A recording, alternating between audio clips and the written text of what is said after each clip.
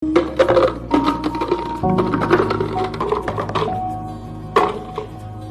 this jar full?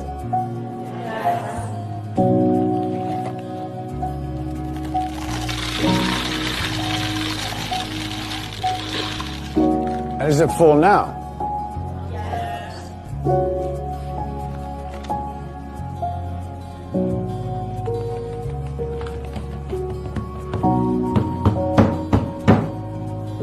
And how about now? Is the jar full now?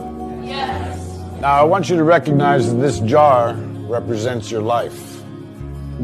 Golf balls are the important things, your family, your friends, your health, and your passions. The pebbles are the other important things, your car, your job, your home. The sand is everything else. It's just the small stuff. Now, if you put the sand in the jar first, you won't have room for the pebbles or the golf balls. The same is true in life. If you spend all your energy and your time on the small stuff, you won't have time for all the really important things that matter to you. Pay attention to the things that are critical to your happiness.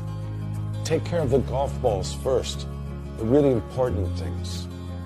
Set your priorities, because everything else is just